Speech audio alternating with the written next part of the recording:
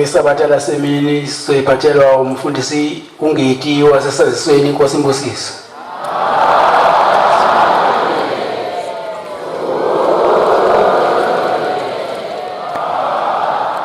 Umthandazo wesabatha. Mini sabatha mayibenhle kwabangcwele. Baba Nkosi yamakhosi. Sicela umvangeli kaBaba uNyazi. Vangeli uNgcobo akithi lapha esasweni angilekelele. Nkosi yombusisi.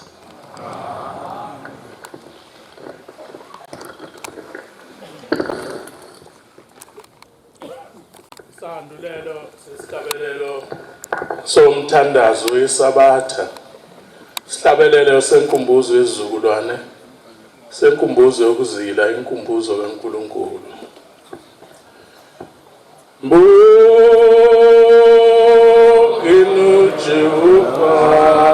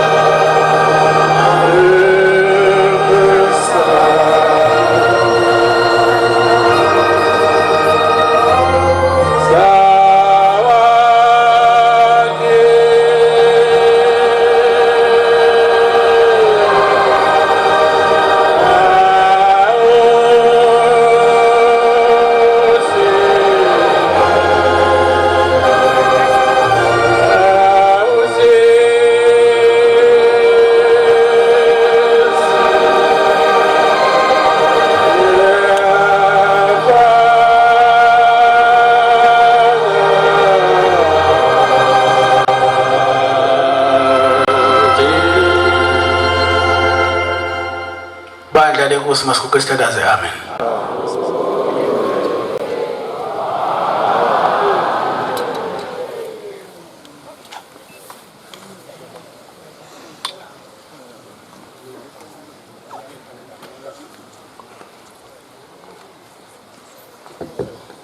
Ngiyayikhetha inkosi yaMnazaretha uNyazi lwezulame. Bakhonza abahle enkosini. Ngimiswe endaweni enzima nelikhuni kuthi umuntu ongangami ngathiwa akaguqe phambi komkhandlu kaNkulunkulu ongaka. Socela ukuthatha isibindi ngisebe sifushane nje samashumi amane nambili.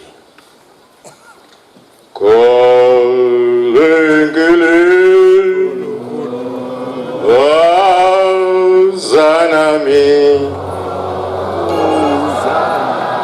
Binantisa Bausevifuliwe Gulu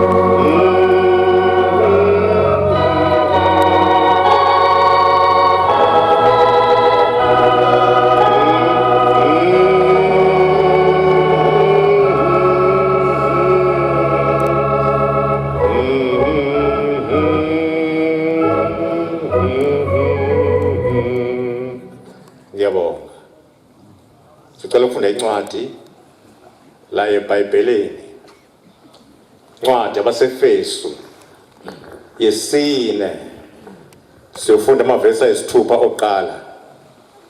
Ifundeka kanje: ngalokho mina engisiboshwa ngeNkosi ihambe ngokufanele ukubizwe nabizwa ngakho, nibe nokuthobeka konke nobumnene nokubheka kade, nibekezelane ngothando, likhuthale ukugcina kuhlangana, ukungumoya ngesibopho sokuthula, kukhona umzimba munye nomoya munye, njengoba nani nibizelwe ethembeni linye lokubizwa kwenu, iNkosi inye, nokukholwa kunye, nokubhabhadiswa kunye, uThixo munye, uYise wabonke, uphezu kwabo bonke, okubo bonke, ophakathi kwenu nonke. Amen. Ngicela ukuphinda lela vesi, uverse 6. uThixo munye, unyazi lwezulu, akekho munye, uYise wabo bonke, ophezu kwabo bonke, okubo bonke, ophakathi kwethu sonke. Amen.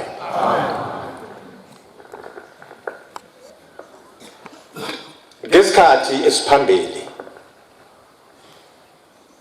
lapha ezansi eningizimu enhlangwini, isiqwini sokuqala njengoba sibuya okwesihlanu manje,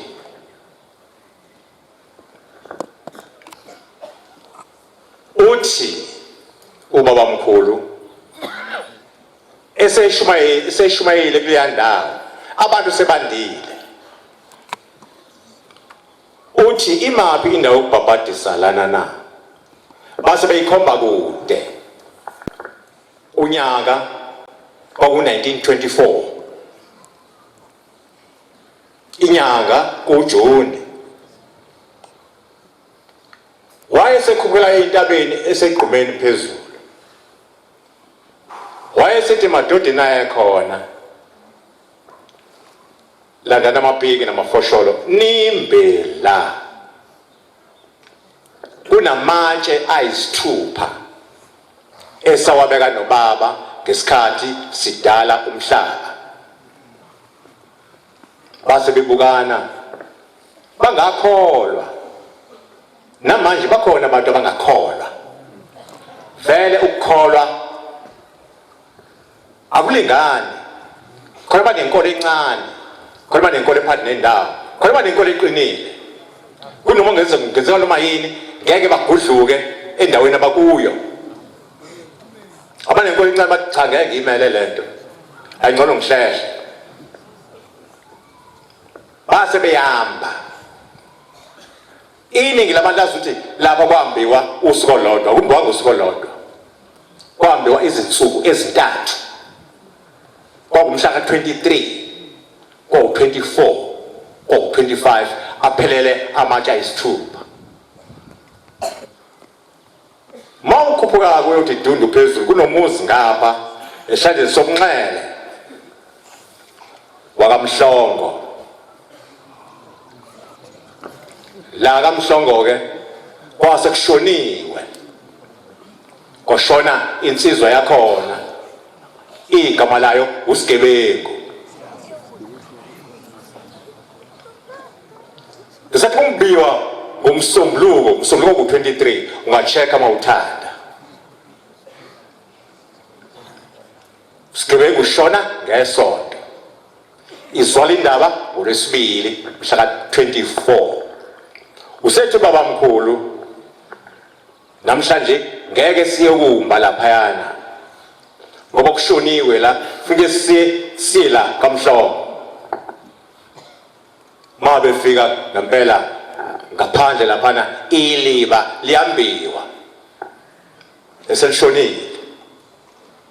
Usethi baba mkhulu, tshela laba abambayo ukuthi abafuni iselesele, bese liphoswa phakathi elibeni bese livalwa iliba.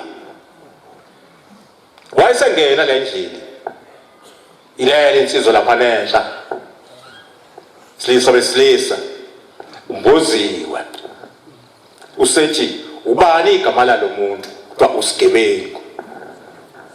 Usiyasondela kuye usiyambula usiyammemeza sigebengu vuka kwathi nya sigebengu ngithi vuka kwathi cwaka. Washo kwesithathu sigebengu ngithi vuka wakhwehlela umuntu esezwe ethuneni mhla 24 waqhutsheka ngomhla 25 ambiwa manje. Bese ngibuza kuwe nami ukuthi uma ushebengena uNkulunkulu wazi kanjani ukuthi lapha kunamatshe ayisithupha azasho nenamba. Ngaya kubhabhadisa lapha kwaku-1986 ngithule inkosi inyanga yezulu iyashona lesa siziba ngathi mangifaka ubhoko lwasithela lonke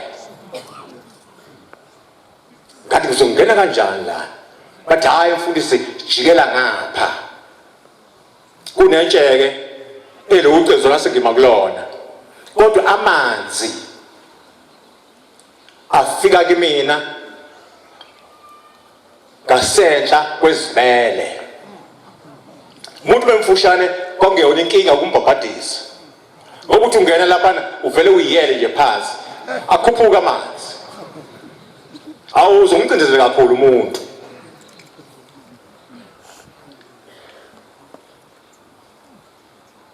Ngabhabhadisa ngaqeda ngase ngiyabuya ngithulwe inkosi inyanga yezulu umthente uhlaba usumdala emihla besamila umzungulo obopha umile eminye ibopha emanzi inkosi yensizwa umphikeleli ongenandaba enesibindi sokuzenza izinto.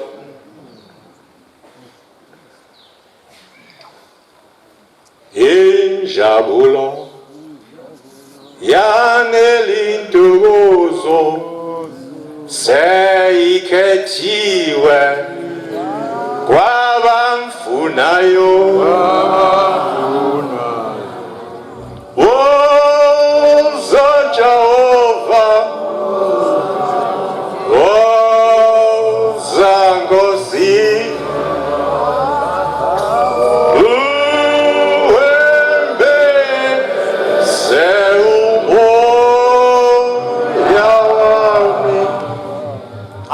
le ngoma nje ngoba sesikhumbuzweni singenile izolo kwangena umhlangano phezu komhlangano. Le ngoma iyona ngo-1935 indla mshado mayisa isithule eyahutshwa awuhutshwanga u-235 wayengekho wahutshwa u-184 ngaleso sikhathi. Bese ngiza emumva la enkosini inyanga yezulu iyangibeka isandla ekhanda ngoba umfundisi. Amen. Izinto azenzayo angiyikhohlwa nakancane nje. Ithi inkosi langa kwafika indoda lena intabazwe isilandile iphethe amabhlokane okhakhi namayembana okhakhi yasigqokisa yayisithi ubaba uyasidinga eNatali. Basebehla le ndoda iyayibalandile kwakumfundisi umlangeni owayekwazi wase-Free State wayewazi umuzi kababa mkhulu. base belandwa ithi inkosi langa ukokwazi ukuthi la ekhaya wangena ngamaphi. Uthi mina nobaba omncane saqhamuka la kumdedele saqhamuka phesheya lapha yana kaMawula sashona phansi ezimangweni sasesidosa kumdedele saqhamukela phezulu base behlala ekuphambeni. Uthi ithi nguMahlombe umne wethu wayegula ephethwe isisu sasesilandwa lena salethwa la base behamba base bengena esikoleni iLorem High School ilapha eThekwini ngakuSomsewu Road. uSomsewu mongela la eDurban Station uphumela ngale bese ubusathi ubheke eMabhida uzobona uSomsewu. iLorem High School isekhona namanje isifundela izingane zamakhaladi lezamaNdiya namaSulumane befunda lapho amabanga aphansi. Ngelinye ilanga ithi inkosi inyanga yezulu ngezwa ngingathandi ukuya esikoleni. Hayi kwadoja ukudoja ukuya esikoleni busuyeka. Uthi ngezwa ngingathandi ukuya esikoleni ngase ngihlala umne wethu wasihamba esikoleni.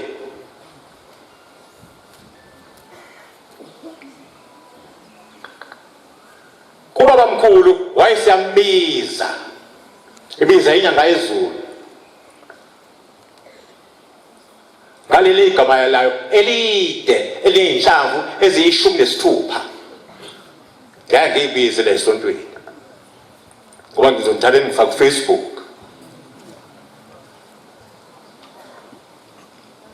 Uthi hawu awuyile esikoleni?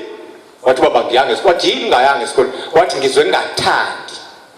Uthi wasembiza wasithi woza la base behamba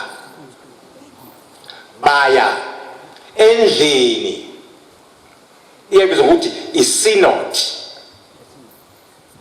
yakho ngamaplangwe. Uma ungena la etsheni elikhulu ubheke endlini yesonto udlule ekampa ngasenhla isihlahla senyanga yezulu uqhubeka ubheke phambili.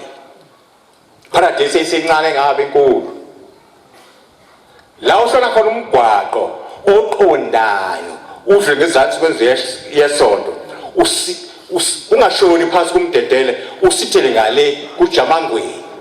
Yayilapho ke indlu lapho la ihlala khona umgwaqo oyendlini yesonto noqondayo. Uthi wayesethi kuqala inyanga ezingasiyaguqa unyaka kwaku-1912. Uthi wathi ungacimeli uthi ngabheka. Uthi wayesiyangibusisa. Uthi wasebeka isandla phezu kwekhanda sengathinta phezu kwekhanda. Uthi wasibeka wasiphakamisa wasehlisa wasiphakamisa wasehlisa wasiphakamisa wasehlisa wakwenza kathathu. Uthi mina lo ayibize ngamagama akhe aphelele ngabusiswa ubaba ongizalayo lapha ekuphakameni ngangayile esikoleni kulonyaka babe ngakagcotshwa entabeni yaseNhlakazi babe abafundisi bokuqala bebandla.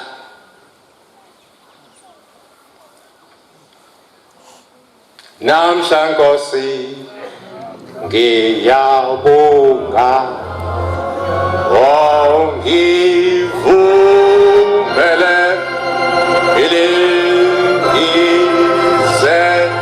kuwe ngiyazidlala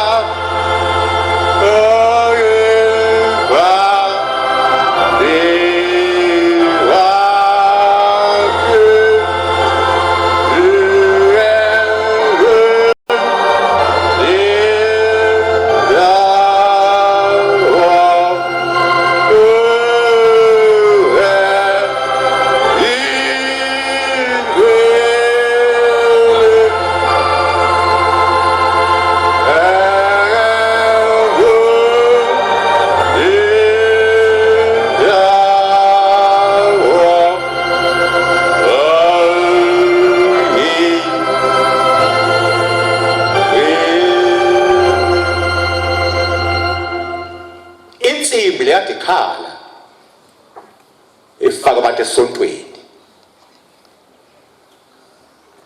eyokuqala yathengwa amandiya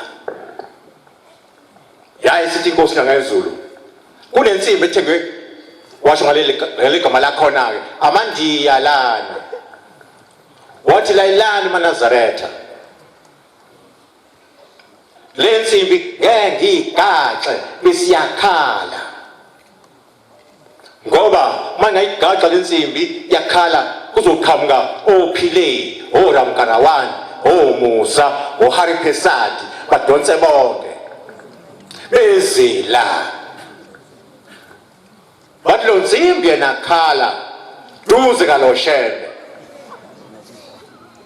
yena thengiwe munye wakithi bese bekhuphu uthi kanti njoba ngila angizele labo bantu mina ngizele abantu abamnyama verse 2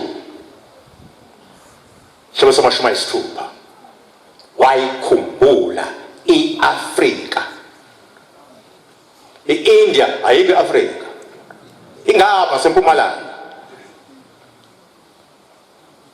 95 verse 4 Jabula wena ndodakazi yaseAfrika uJehova uThixo wakho namuhla uwenamele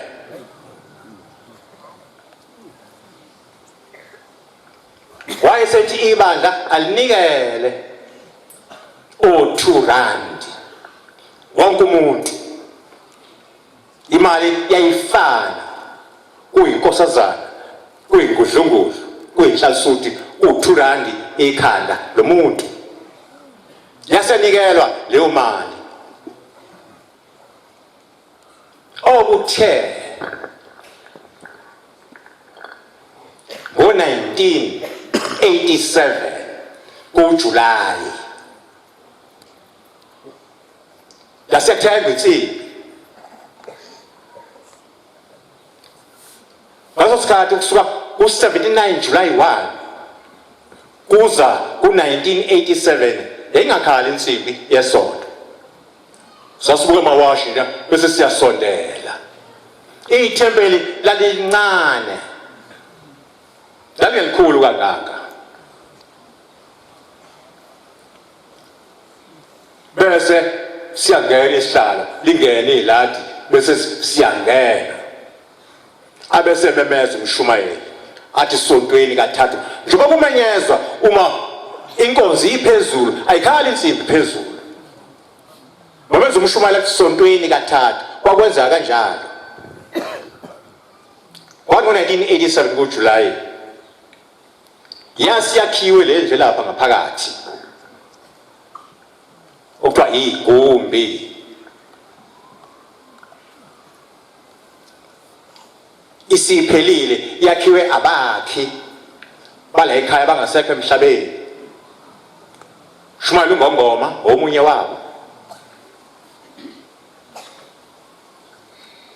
uAlison Shange nomkhize wenitshebe ebomvu wangapha ekhangela ibona abakhala lapha baze baliqeda ngalo losuku ke kwakuyisabatha inkonzo yabamfushane iphethwe inyanga izulu yathi namhlanje siyovula indlu yezitsha kuzongena amakhosazana kanye nenhlanhla kuphela amakhosikazi azongena azokwehla bheke ezantsi khona kumlungu la oyintatheli wesifazana ephethe amakhamera lawa amakhulu oPanasonic ngangimlapha ngasentsha kunegate elincane waseyeza lomlungu wesifazana ngalithatha igate ngalivala thaka wathi ngicela ungena ngingenela ngaphandle ngathi nalalela wena awuvumelekile ukungena la wathi cha mina ngiyintatheli ngathi mina anginandaba ngisho ngesingisi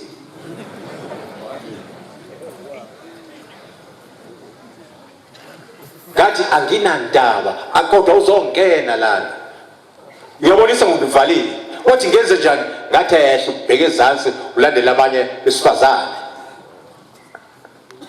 wayesehla shona ezansi akangenanga ngoba leyandawo indawo engcwele angeni nombani ngaphakathi okuzame phela uthabaza ungena phakathi obodi ufana nobani obuza uyaphela ufunani uzonzani la okuzame ungena unqamulo uthi udlule isitezi ubhekele mhlazane iphuma la ekhaya abantu abavula ukungena lapha na amashisha kungena kuphela kanye nabashumayeli hayi abanye abantu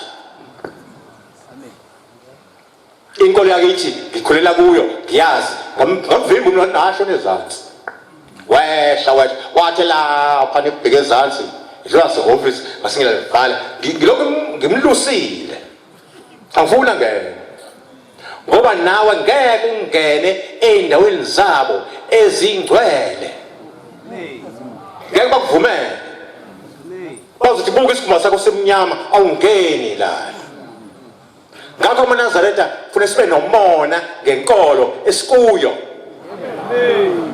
singayiphathi dedengu ngani ngoba le nkolo esikuyo inkolo eyavela ngqo ezulwini ayifani nenkolo emhlabeni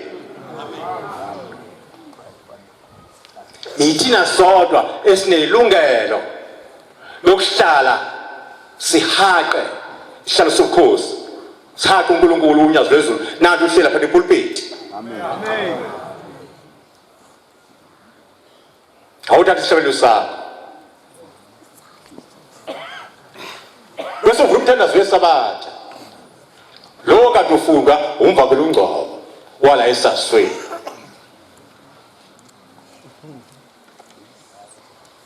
bese ungibhekela umusho wesihlanu hayi ivesi lesihlanu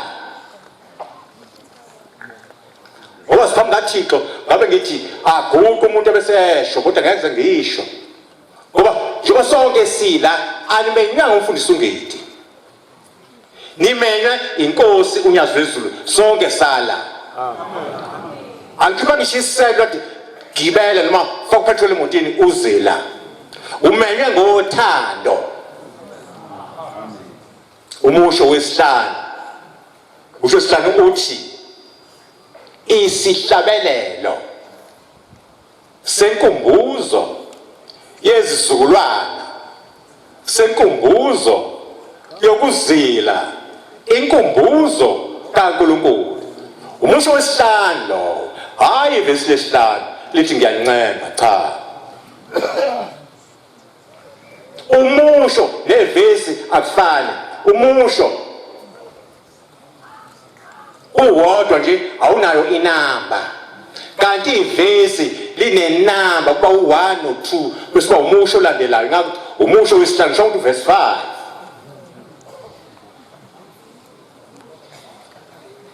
njengoba sila thina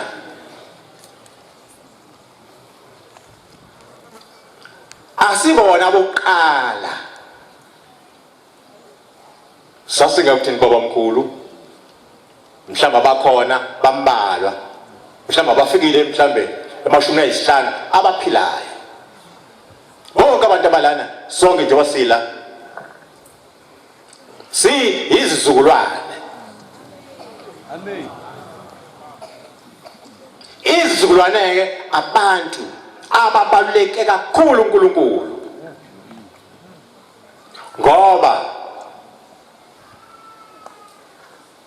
emthandazweni wesabatha igama izizukulwana livela kasikhombisa 7 times wabheka mawuthanda kodwa ngokusheshisele umusho wesihlanu isihlabelelo senkumbuzo yezizukulwane u1 lowo. U2 usesihlabelelweni somthandazo weSabatha. Uverse 1 no2 sekuphuma u3. Useverse 3 ngale esiqalweni somthandazo weSabatha. Kanti sakuhlukene kabili. Kunesingeniso sawo. Sokufunda usikahlatshelela bese uyaqala umthandazo. Uverse 3 uthi mesabele uJehova zizukulwana ngezizukulwana nigcine imithetho yakhe aneliba yona ngenxa yakhe uMoses.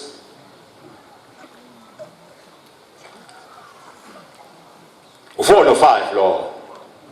U6 ungaphesheya kuverse 6. Ngiyancenga zizukulwana igama lenkosi. 6. U7 ungale egcineni. Ivesi lokugcina esihlabelweni sesine emthandazweni weSabatha. Emthandazweni weSabatha esihlabelweni ezo4 sicula kane.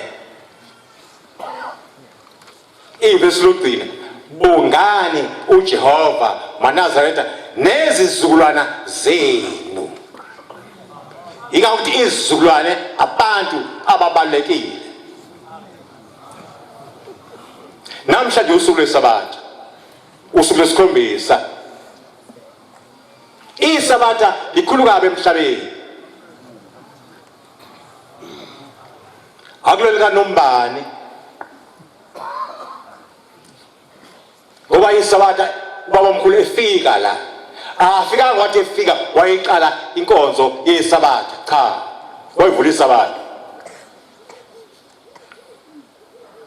Kwasontwa nje, kusontwa ngesonto. Kuswekwa. Abantu bedla indwangu bedla ukotini.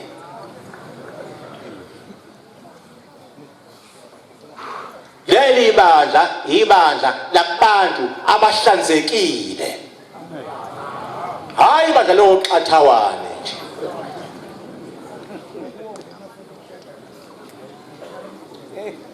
Akulona futhi ibandla lamaphara akagezi. La kule nkonzo ishabe kuthiwa usebenza ehhovisi ufake icathulo kodwa mawusiyolala kuphocelekile. Kuthi geze izinyawo zakho. Ngoba ingilosi mayifika ayimi ngasekhanda ima sezinyaweni.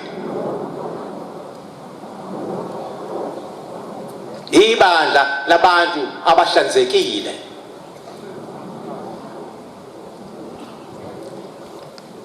Wasontwa kuswekiwe akaze kushikole into besendlakazi beswekile abantu. Kwazi kwashaya 1923 kusongo 1910. 1923 la phansi eintuthaneni kwase kufika ingilosi uGabriel. uGabriel uyalingana noMichael noLucifer.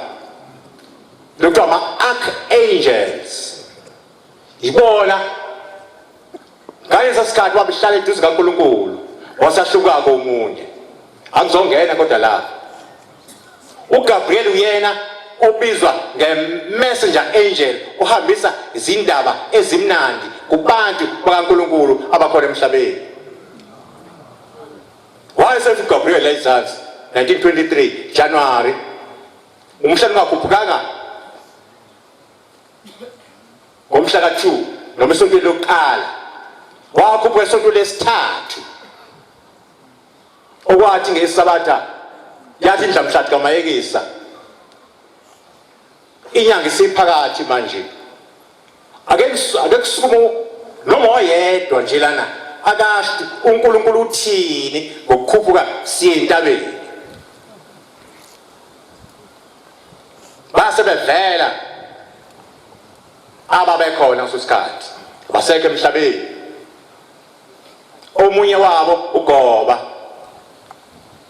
umgungu weshaya isigubhu. wathi ubaba mkhulu uboneni ngoba wathi ngibone abantu beqhamuka ngapha ngasolwandle beza bafike bathi futhala la kancane kuphambili base bephuma base bedonsa bashona phezulu komadazungane albam kusasa phuma umhlangano sekwanele wasaphuma umhlangano wahamba ufika phakathi amaqadini tuthaneni nasifika indlozi ilethe imithetho yesabatha hayi lokwenziwa abanye bethu ukuthi isabatha liqala ngo6 liphele ngo6 akunjalo ngabe ngiqinisa amagama kodwa ngiwaqinise ngiphambi kaThixo isabatha alingeni ngo6 liphele ngo6 isabatha lingena ukushona kwenhlamvu yelanga liphele ukushona kwenhlamvu yelanga sike sayi Cape Town ngoku September 2015 eCape Town yaphuza ukushona ilanga asheshe lishone modu gadu 6 usisushali phezulu ilanga modu gadu 6 wena uzobasa usuphulile isabatha njoba sila sizodumisa uNkulunkulu akukho kunye ngani ngoba usuku esikulo usuku lwesabatha okusuku lwesikhombisa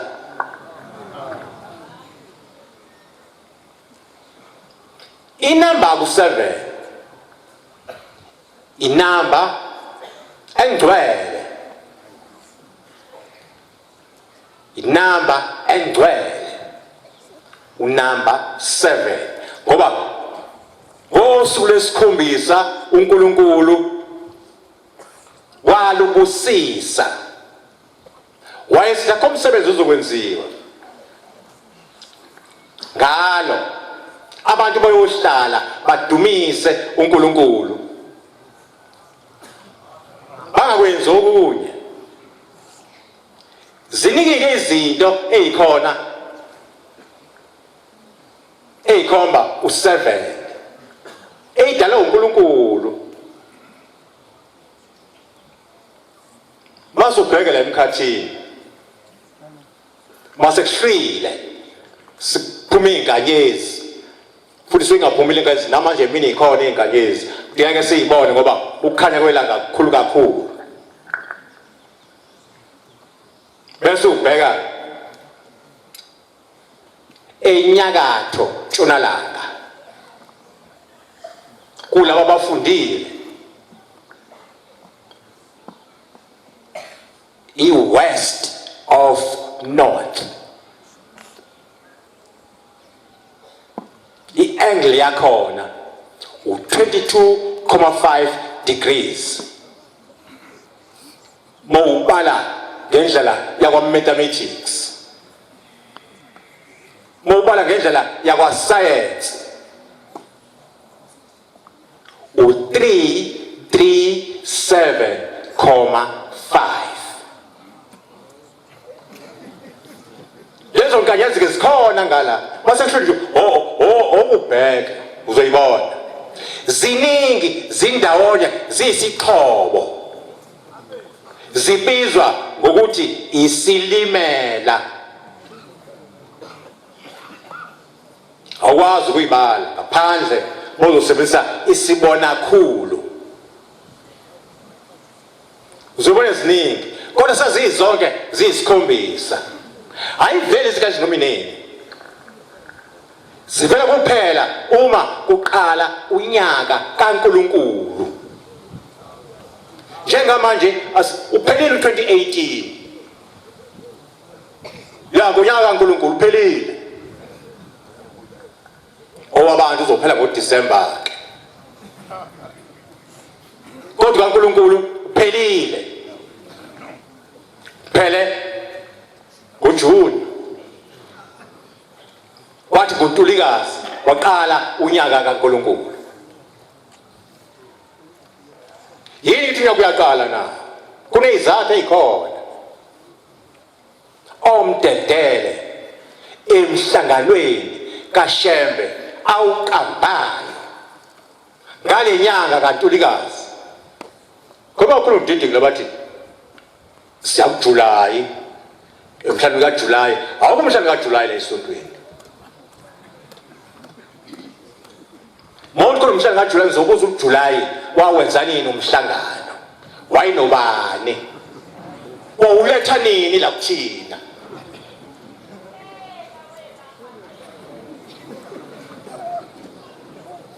Umhlanje sosikuwo umhlanje kaShembe. Wathi nje uShembe lo mhlangano awuqajanga uJulayi.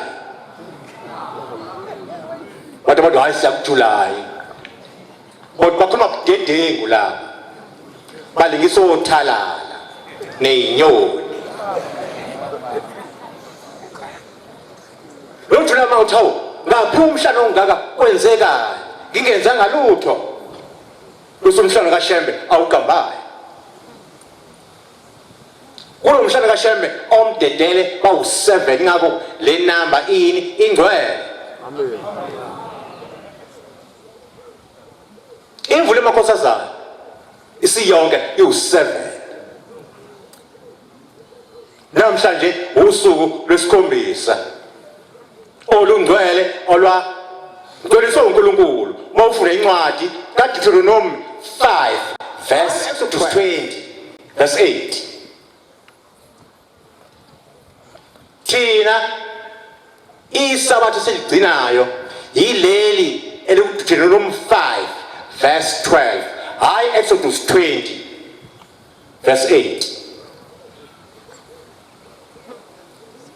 Hamba ufunde ekhaya isikhathi enginazo sifushane.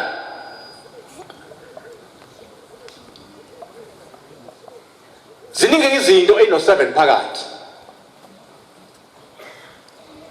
Kunefoto la ekhaya elidala ngesikhathi senkosi inyanga yezulu isetabeni inhlangakazi lapha esivoneni phezulu yayisibizo cameraman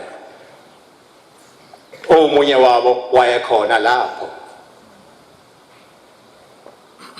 uNdlovu uEric wathi sondelani la bese nishutha lana base kuyashutha Nkosi yayizwe ifaka umjivo bomvu ngalo la phethe ubhoko lwezitsha kwase kuphuma uthingo ngezansi kwayo ematsheni. Imbala yothingo isiyonke isikhombisa. Ingakho ngithi unumber 7 inamba engcwele. Inkolo esikuyo iyinkolo ngqo kaNkulunkulu. Amen. Akithi kusheshe nje kancane. Inyanga yezwe inamagama amathathu. Iyayibizwa ngawo. Ngaliza ikhathi.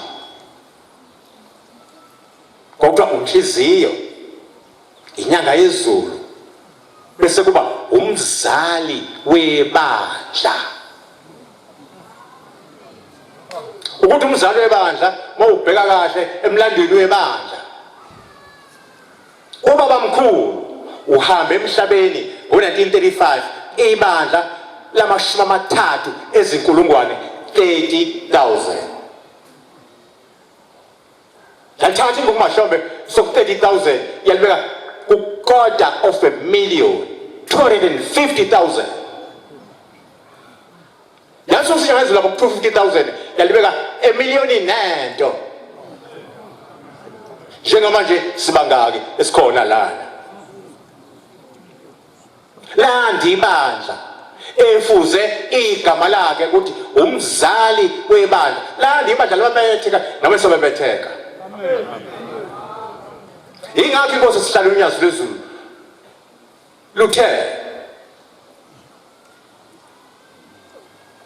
ngizokwenza one day ngiphume ngibhekele hambe ngishumayela ukuze abantu bande ngoba kuthiwa ibandla landa kancane yikho lo one day hathi one day kwenza mhlambe ngokuthanda kwakhe ingoba abakuye bayathi akube nje besiba nje uyacabanga ukuthi egcineni usho ukuthi kukhona isibalo esithile esifunekayo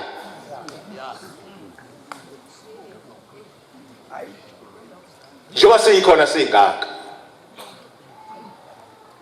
bese bakhona la esontweni abantu bakhuluma imbude azophela nje obala ngelekeqini ukhuluma imbude bathi uma sikhuphuka siye entabeni siya ephasikeni imbude leyo ngiyazi ukuthi lento bayithatha encwadini kaLevi ake ngisho namhlanje ngiphumela oba nethala le sosingayi thina ephasikeni uma sihamba phansi sibheke phezulu sihola uThixo okhona ophathi kwethu unyazi phezulu akazasho futhi ukuthi hayi siye ephasikeni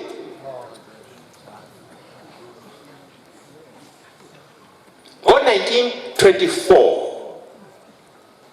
January ngo-1923 kufika imithetho yesabatha kwase kuthi entabeni kwase kuvela le ngubo esinawo sonke emhlophe kodwa siyigqoke zasiyigqoka yaqala ibandla ngqa ukukhuphula phezulu kwentaba ngo-1924 selifake ingubo emhlophe alikhuphukanga lo oswenka seligcinisa abatha malifika phezulu ibandla ngaso sikhathi sonke sasimboza emakhanda sasineyinansuka sonke bamboza inhlasuthi mboze inkosikazi mboze inkosazana umlando webandla uyakusho lokho ngezwe ngonwele zephothwe umakhathini wasenewspaper ongasekho emhlabeni wathi mfundisi sagibela la 1924 simboza inansuka emakhanda uthi umakhathini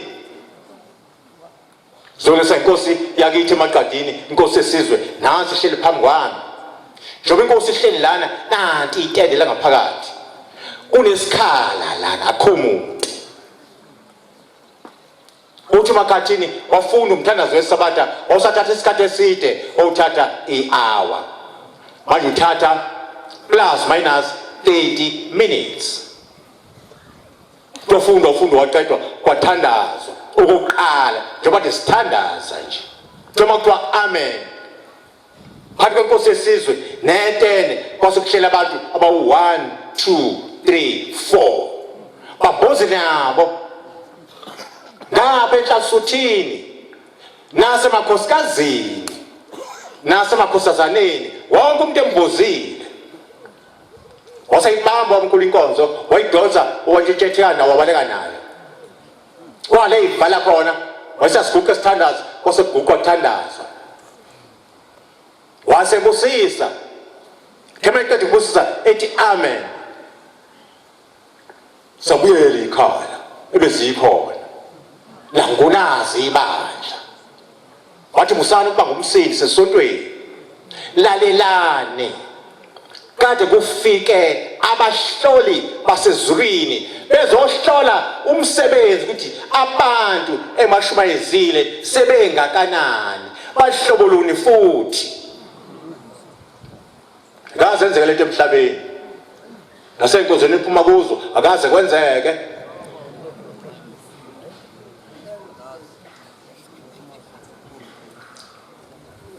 uthi laba kade befikile abasezulwini bahlala nabantu emhlabeni wathi kodwa ngibambile imphefumulelo babaphilayo ukuthi bangashoni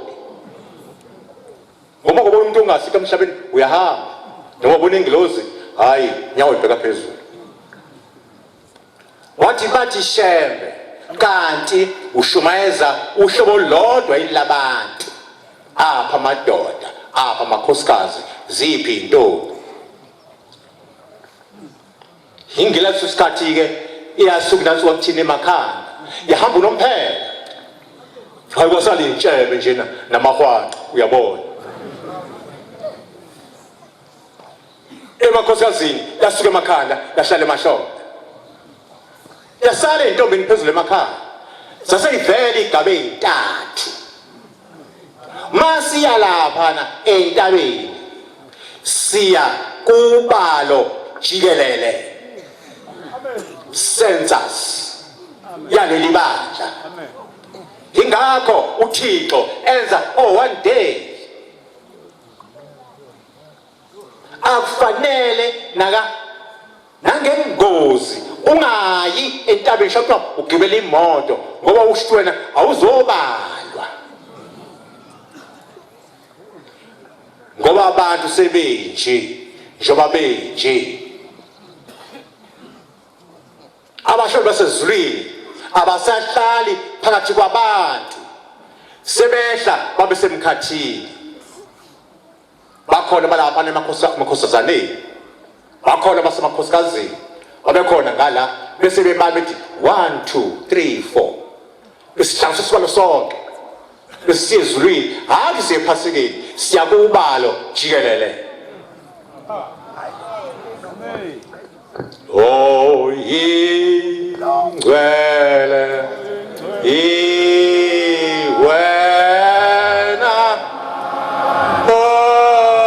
Thixo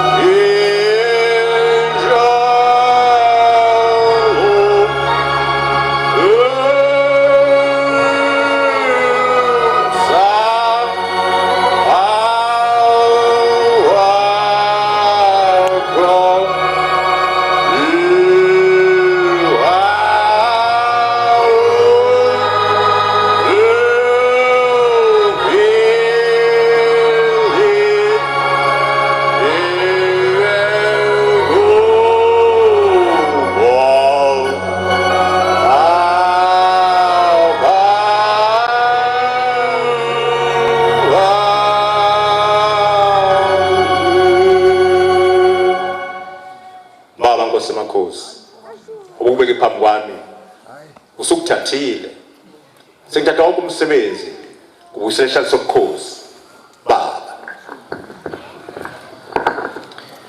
Siyabonga amazwi amnandi esaphiwe umfundisi wenkosi inkosi izimbusise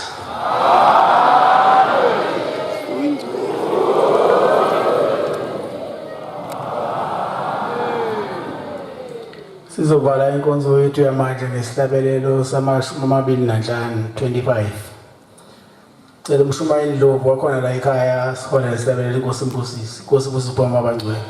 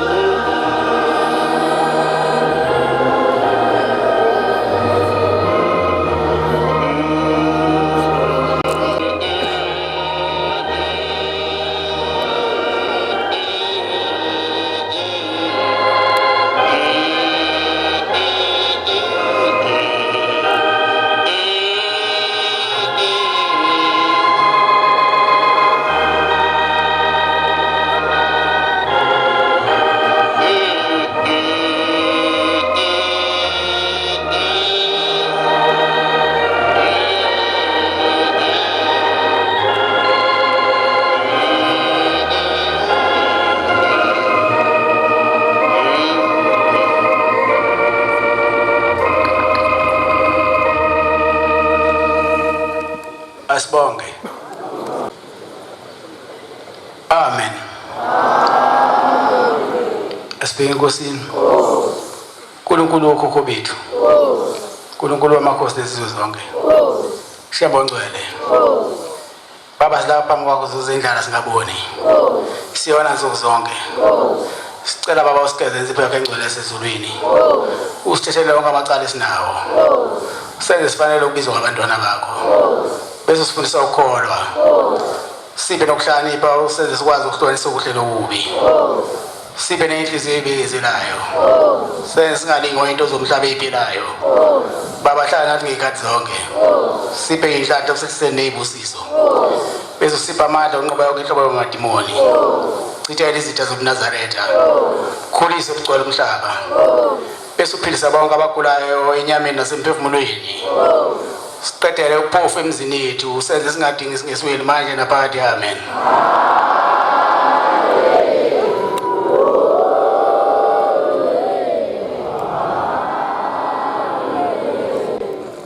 Ubuwaba bashona eJudiya. Jove yadla umuntu ecaleni bathuloyiwe. Akhasha amazeze enkantolo. Icala laphelele emboni njengomuhambo. Lobhubhula amazitha ngecala. Wangamuswa kithe emandeni. Udweshu nesikolobo ngesani. Ngoba inkosi uThimo yayiholwe inkosi uNyasi kwabakaShembe. Umkhafu wagodlwa nguye kwabakaShembe. Sihlangu setshathwa inkosi uNyasi kwabakaShembe. Indlu yakhonjwa nguye kwabakaShembe. Sihlangu setshathwa inkosi ngolesithathu ngiya eqeleni ithempele eJolbert inkosi inibusisa.